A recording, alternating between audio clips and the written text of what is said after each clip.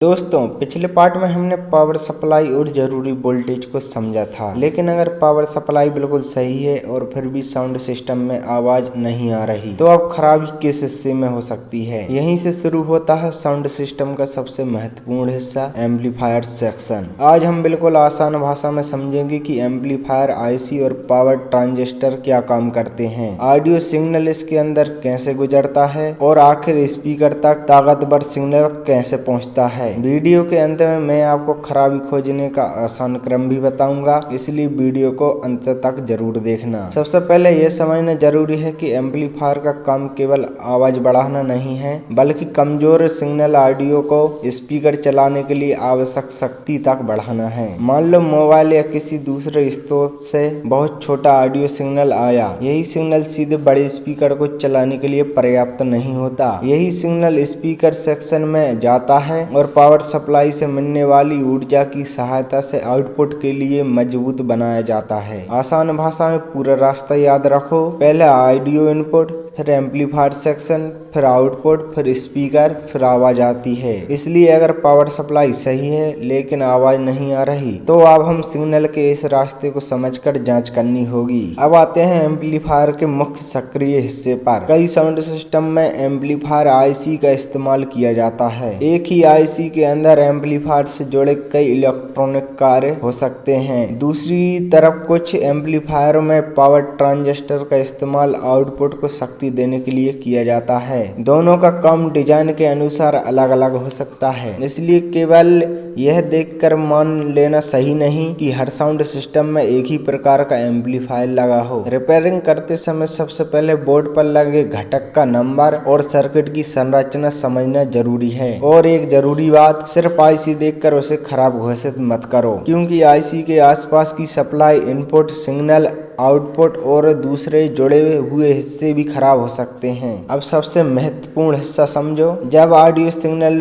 Amplifier के input तक पहुंचता है तो एम्पलीफायर सर्किट उस सिग्नल को डिजाइन के अनुसार बढ़ाने का काम करता है। यहाँ पावर सप्लाई से मिलने वाली ऊर्जा महत्वपूर्ण होती है, इसलिए हम पहले पार्ट में पावर सप्लाई और दूसरे पार्ट में उसके वोल्टेज को समझ चुके हैं। अब दोनों चीजों को जोड़कर देखो। पावर सप्लाई एम्पलीफायर को ऊर्जा देती है और ऑडियो इनपुट एम्पलीफायर को ऑडियो जानकारी देता है। एम्पलीफायर इन दोनों के आधार पर आउटपुट तैयार करता है जो आगे स्पीकर तक जाता है। यही कारण है कि रिपेयरिंग में केवल वोल्टेज है या नहीं देखना पर्याप्त नहीं होता, सिग्नल का रास्ता भी समझना जरूरी है। अब आते हैं आखिरी हिस्से पर, आउटपुट सेक्शन। एम्पलीफायर से तैयार हुआ आउटपुट सिग्नल आगे स्पीकर तक जाता है। स्पीकर इस इलेक्ट्रॉनिक सिग्नल को यांत्रिक कंपन और फिर सुनाई देने वाली ध्वनि में बदलता है। अगर यहाँ कनेक्शन में समस्या हो, स्पीकर खराब हो या आउटपुट सर्किट में खराबी हो तो आवाज प्रभावित हो सकती है। इसलिए अगर साउंड सिस्टम में आवाज नहीं आ रही है तो केवल एम्पलीफायर आईसी को दोष देना सही तरीका नहीं है। हमें क्रम से देखना चाहिए, ऑडियो इनपुट, फिर एम्पलीफायर इनपुट, फिर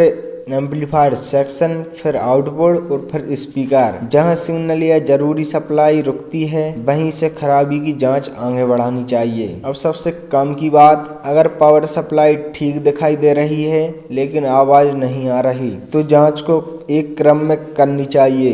पहला, इनपुट स्रोत और ऑडियो कनेक्शन जांचें। दूसरा, देखें कि एम्पलीफायर के इनपुट तक ऑडियो सिग्नल पहुंच रहा है या नहीं। तीसरा, सर्किट के अनुसार एम्पलीफायर आईसी या पावर ट्रांजिस्टर की सप्लाई जांचें। चौथा, आउटपुट सेक्शन और स्पीकर की वायरिंग देखें। पांचवा, जरूरत के अनुसार सर्किट डायग्राम या सर्विस जानकारी देखकर संबंधित बिंदुओं की तुलना करें। सबसे जरूरी बात, किसी भी आईसी या ट्रांजिस्टर को केवल लक्षण देखकर तुरंत बदलना सही तरीका नहीं है। पहले पता करो सप्लाई सही है, इनपुट सिग्नल है, एम्पलीफायर काम कर रहा है, आउटपुट मिल रहा है, स्पीकर तक कनेक्शन सही है, फिर खराबी का हिस्से तक पहुंचो। साउंड सिस्टम के पावर और एम्पलीफायर सेक्शन में खतरनाक वोल्टेज और करंट हो सकता है। बिना उचित प्रशिक्षण और सुरक्षा प्रक्रिया के चालू बोर्ड पर जांच न करें। तो दोस्तों आज हमने समझा कि पावर सप्लाई के बाद एम्पलीफायर सेक्शन साउंड सिस्टम का कितना महत्वपूर्ण हिस्सा है। ऑडियो सिग्नल से लेकर एम्पलीफायर और फिर आउटपुट के रास्ते को समझना रिपेयरिंग की सबसे जरूरी नींव है। लेकिन अभी एक सवाल बाकी है, अगर एम्पलीफायर सही है फिर भी स्पीकर में कम